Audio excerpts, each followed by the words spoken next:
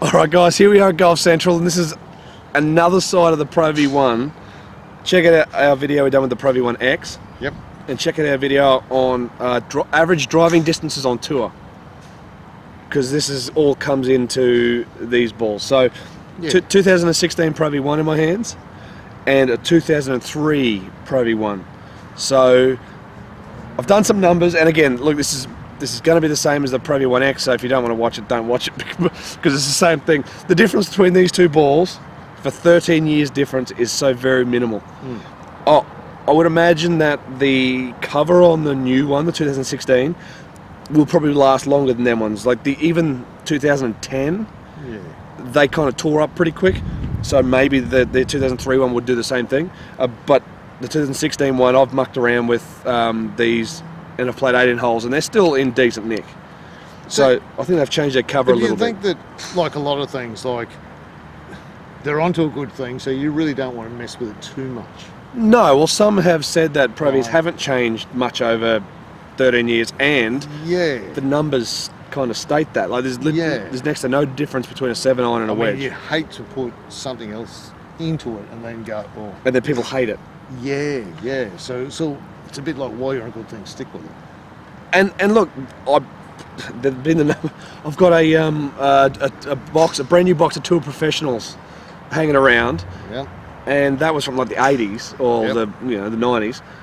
It said #1 ball in golf there. And then I think there's a box of Acushnet Balladas. Yep.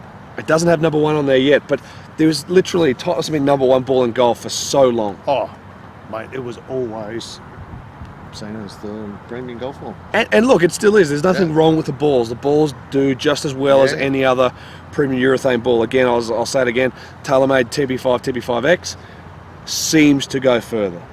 Like for me and other people that have tested it, that have been around, it goes further.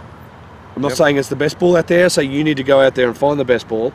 This is more for the difference between 2003 Pro V1 and the 2016 Pro V1. Like you said, it's like some cars. All they're doing is changing the cosmetics a little bit here and there because they know it's a good thing. And it is a good thing. With the Camaro, why? Because they're just a good, solid car. Exactly. And for years and years. Oh, the Commodores, there was like 3 Commodores that look identical. Yep. And all that changes the grille. Yeah. And it's so why change it? Yep. And I think Titleist are onto a good thing, and they always have been onto a good thing. So they're continuing to do it. They're just making better improvements. So they're making it more consistent. They're more consistent in the wind, more consistent dimple patterns. Like you said, the cover, making it feel a little bit softer rather than that little bit harder. And that's the thing. Even though this is the 3-piece and so is that, this felt a smidgen softer off the blade. Like the noise is probably the only real difference. It was just a little bit higher pitch with the 2003 balls, and it was exactly the same as the 2003 X ball. Yep. Just that little tiny bit firmer. Yep. Performance-wise, still brilliant. Again, 100 RPM, 300 RPM. Yep. You're not going to see difference at the end. So when it hits the ground. And a lot of people are looking for that softer feel, aren't they? Well, some people are after a firm feel, some people are after a really soft feel, and that's why you need to test out your own balls. Yep. That's why you need to pick what ball. So comment down below on what ball you use and why. Yep. And we're going to do a lot more testing in regards to golf balls. Yeah.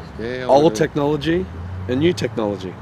Yes. And why is the ball going further or not going further? Is it the club or the ball? Yep. I think this has almost answered it. Well, I've been using 2 different types of balls, so we'll do a little thing on that as well. Yeah, 100%. They're sort of a bit more of a... So I've been using the Snell and the Wilson. Yeah. So alternate between the 2 of them, and we'll do a little video on that. I always say the more money you can spend, you're going to get a better ball, and that works to a point. Yep.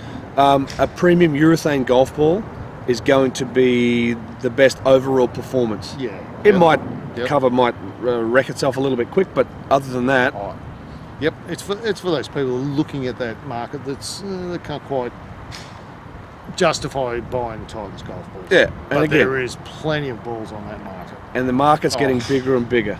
Yeah. Yep. It's certainly very competitive, and some really good balls for decent prices. Yeah, 100%. Yeah. Guys, thanks for checking out the video. Like, share, subscribe.